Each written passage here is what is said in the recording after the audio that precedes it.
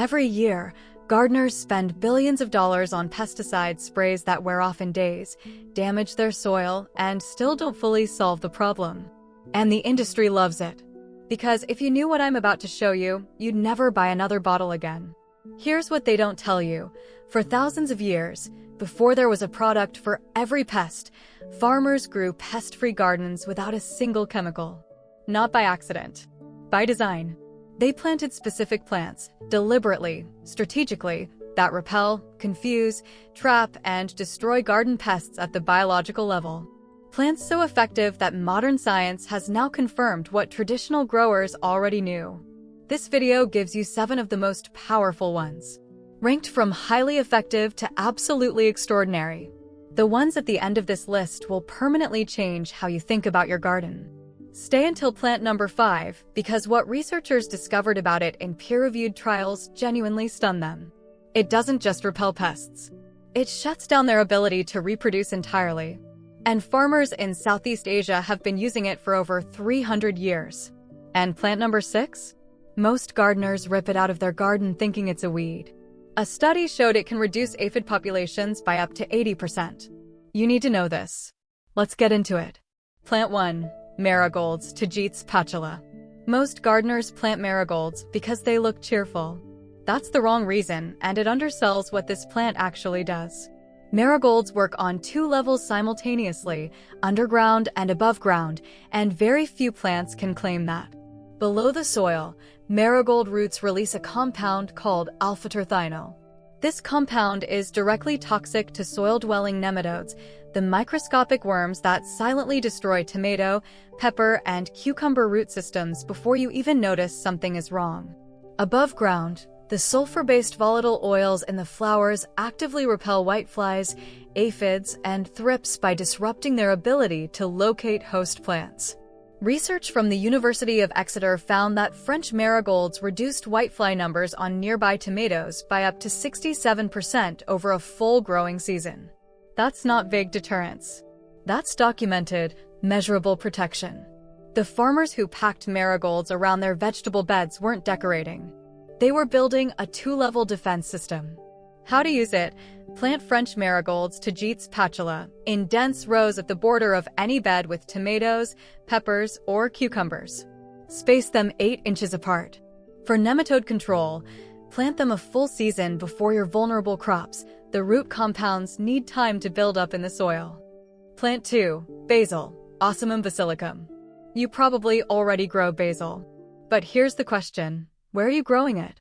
Because if it's sitting alone in a pot on your windowsill, you're leaving one of the most effective pest-fighting partnerships in the plant world completely unused. Basil produces a volatile compound called estragol, also known as methylchavicol, along with linalool and eugenol. These aren't subtle scents. They're chemical signals that thrips, aphids, and tomato hornworm moths are acutely sensitive to. Insects use smell to locate their host plants, and basil essentially scrambles that signal. It's chemical interference at the biological level. University of Florida trials showed that tomatoes grown with basil intercropped at a 1-to-1 ratio experienced significantly fewer thrip infestations than tomatoes grown alone. Basil also attracts hoverflies, whose larvae consume aphids by the hundreds. This is pest control you can cook with. How to use it? Plant 1 basil plant for every 2 tomato plants, close enough that the leaves occasionally brush. Pinch the flowers regularly to keep volatile oil production at peak intensity. Harvest freely, a well-pruned basil plant stays more potent, not less. Plant 3. Lavender, Lavandula angustifolia. Lavender has been cultivated for over 2,500 years. The Romans carried it into every territory they occupied, not primarily for the fragrance, but because they understood it kept things away. Fleas, moths, mosquitoes. They weren't working from a manual. They were working from generations of careful observation. What most gardeners miss is that lavender doesn't just repel. It also attracts. And that dual action is what makes it genuinely strategic. The linalool and linalool acetate in lavender are powerful deterrents for whiteflies, moths, fleas, and mosquitoes. But simultaneously, lavender flowers draw in bees, lacewings, and parasitic wasps, insects that actively hunt aphids, caterpillar eggs, and scale insects. You're not just keeping the destructive insects out. You're recruiting a natural army to handle whatever slips through. Studies on lavender companion planting in commercial herb gardens showed measurably reduced aphid pressure on neighboring crops, simply from the increase in predatory insect traffic that lavender attracted. One plant doing two jobs. A garden that defends itself. How to use it? Plant lavender at the corners and borders of raised beds, or along pathways where foot traffic will occasionally brush the leaves and release the oils. It thrives in well-drained, slightly alkaline soil and full sun. Slightly stressed lavender, drier conditions, actually releases more volatile compounds. Store dried lavender bundles with your saved seeds to keep weevils and moths out of storage. Plant 4. Nasturtiums, Tropium majus.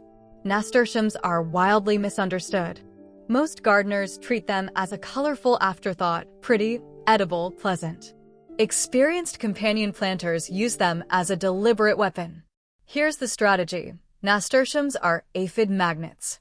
Specifically, cabbage aphids and black bean aphids find nasturtiums more attractive than almost any vegetable crop.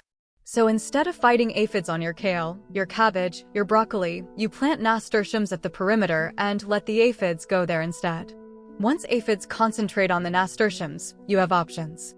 Remove the affected stems manually. Apply a targeted soap solution directly to the nasturtiums without touching your food crops. Or simply let predatory insects find the concentrated population and do the work for you. This is called a sacrificial trap crop strategy. It's been used formally in organic agriculture for decades. The farmers who figured this out didn't have entomology degrees. They just noticed where the aphids went every single time. The answer was always the nasturtiums. How to use it? Plant nasturtiums in dense clusters at the edges of brassica beds, approximately 3 plants per 4 feet of bed edge. Check them weekly. When aphid pressure gets heavy on the nasturtiums, cut those stems and compost them away from the garden. The nasturtiums will regrow. Your cabbages will be untouched. Plant 5. Lemongrass, Cymbopogon citratus. This is the one that stunned researchers. Farmers in Thailand, Vietnam, and Indonesia have been intercropping lemongrass with vegetables and fruit trees for over 300 years. Western gardeners mostly know it as a culinary ingredient. That's a serious underestimation. Lemongrass produces citral, a compound that makes up 65 to 85% of its essential oil, along with geraniol and myrcene. These compounds are so disruptive to insect sensory systems that they're used as active ingredients in commercial mosquito repellents. But in the garden, citral does something more significant. It doesn't just repel whiteflies, spider mites, and aphids. It interrupts their reproductive cycle. A 2016 study published in the journal Industrial Crops and Products confirmed that lemongrass essential oil caused 90% mortality in spider mites under laboratory conditions. And as a living plant, lemongrass releases these compounds continuously all season, in every direction, passively. 300 years of farmer knowledge. Confirmed by a peer-reviewed study. How to use it? Plant lemongrass in clumps at garden borders, especially near beds that struggle with whiteflies or spider mites. In cooler climates, grow it in containers and bring it indoors for winter. Crush a few leaves periodically to intensify volatile oil release near vulnerable plants.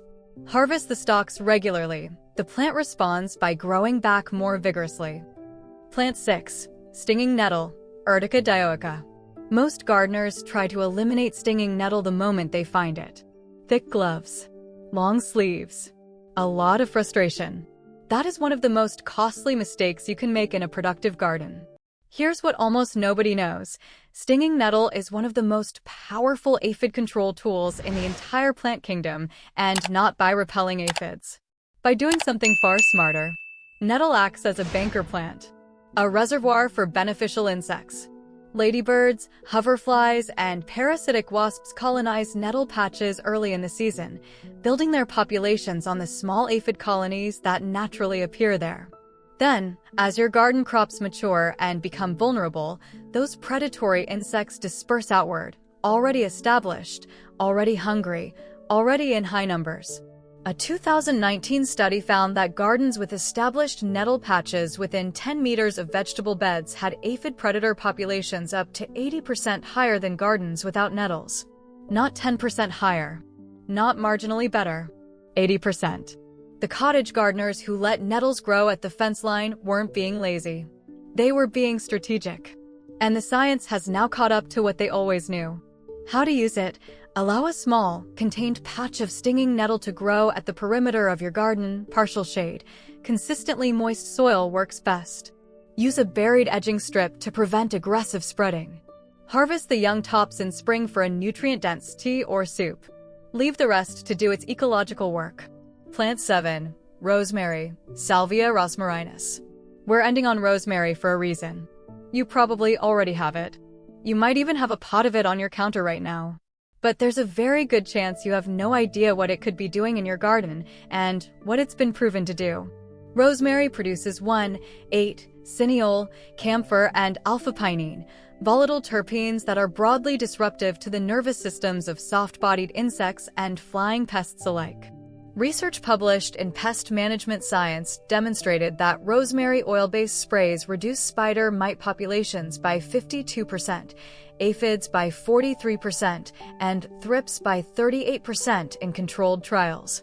As a living plant, rosemary releases those compounds continuously, all season, passively, in every direction.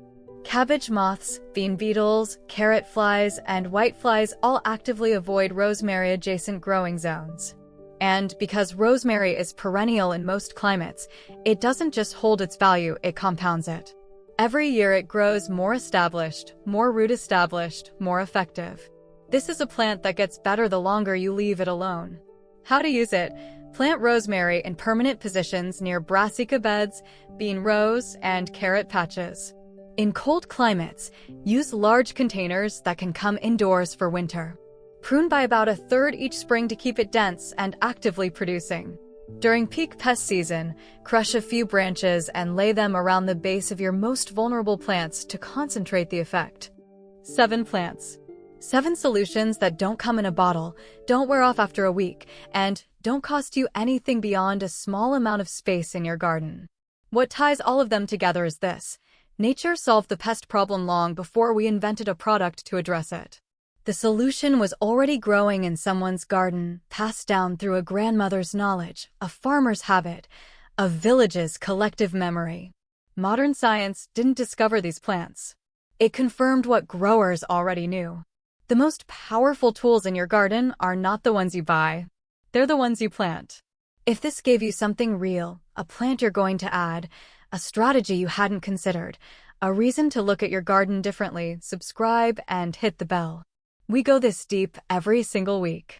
And before you go, drop a comment. Are you Team Marigold, the classic companion planter who builds from the ground up? Team Nettle, the strategic thinker ready to let nature do the heavy lifting?